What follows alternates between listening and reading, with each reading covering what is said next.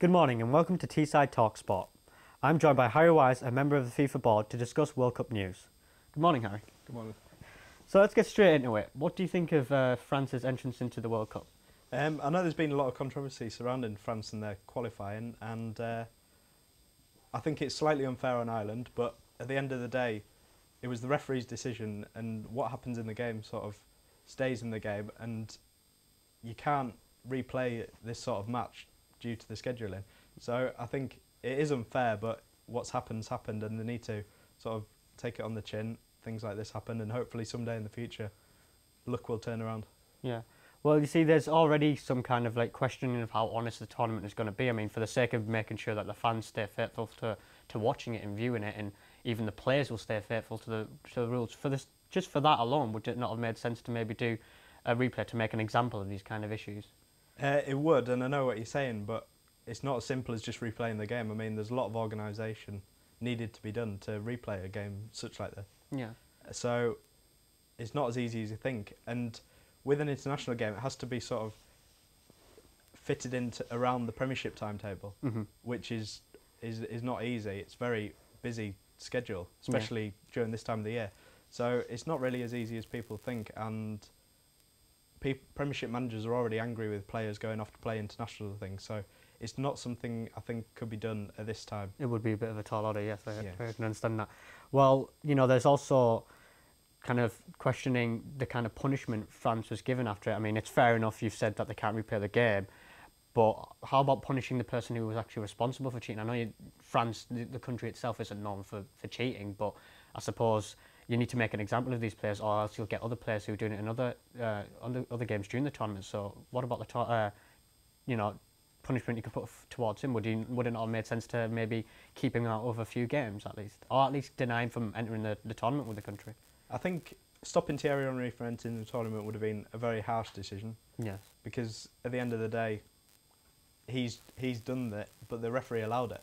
So, but I think a ban should be sort of thought about, and possibly missing 2 or 3 games of the tournament would be fair. Yeah. Missing the group stages, which in a sense is sort of one of the most important parts of the tournament. You need to get out of the group and into the knockout stages. So I think if he missed that, then that would be a fair punishment. Yeah. Well, I suppose he did admit to actually doing it as well. That makes sense, doesn't it? Really? Yeah. Yeah, he's admitted to it, and he knows he was in the wrong. But at the end of the day, the referee gave it. Yeah. So with the upcoming tournament and with it being held in new venues, is there any kind of measurements that are going to be put in place for the new tournament to prevent this kind of stuff taking place again? Well, ideally, we'd like to look at a 4th referee, a video referee. However, for the 2010 World Cup, we don't think that'll be able to be put in place so quickly. But in future tournaments, it'll definitely be something we look at. Yeah. Okay. Well, let's talk about a bit of a lighter subject. How about there's a lot of media coverage lately about England and their group. I mean, what do you think of it? What are your thoughts on England's chances in their group? Well, if you look at the group, I'd say most England fans would say England should definitely top the group. Yeah.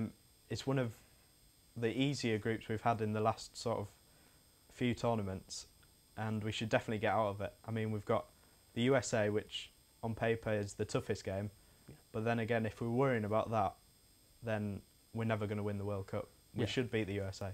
And then apart from that, we've got Algeria, qualifiers from Africa, and Slovenia, which are both playoff winners. So they're obviously the strongest teams. So we've been quite lucky in that sense to get the group we've got. Do you reckon, I'll just ask it outright really, do you reckon we've got a chance of winning it this year?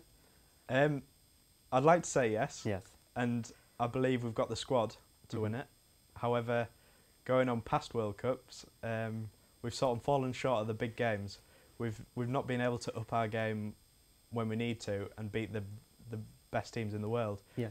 But with Capella there now, he's changed the mindset of the team. He's got them There's more confidence for them, isn't there, really? A lot more confidence within the team, and I think the players are starting to believe they can win it themselves. Yeah. So hopefully we can go all the way.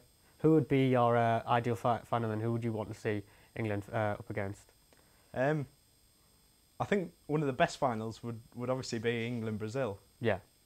But then again, that would also be one of the hardest finals. So in that sense, it would probably be the best on paper, but I'm not sure we'd win it. Yeah. Okay. Well, you know, it's kind of a known trend for host nations to do good in the World Cup tournaments. I mean, Germany did fairly good last time round, but they didn't obviously win the tournament. So, how do you think South Africa will fare out this time? Yeah, historically, host nations have done quite well. I mean, in 2002, you had South Korea who got to the semi-finals of the World Cup, and that was out of the blue. And then last time with Germany, I think they got to the semi-finals as well. Yeah. So host nations have done well recently, but South Africa, I think, are the lowest ranking team ever to host the World Cup. So it was always going to be tough for them, and especially with the group they've been handed, it's sort of doubly tough. I mean, they've got Uruguay in the group, very tough game, Mexico and France. So in that sense, I'm not sure they can get too far, but I'd love to see it happen. Okay. Well, that's all we've got time for today, Harry. So thanks for joining us. Tune in next time. Goodbye.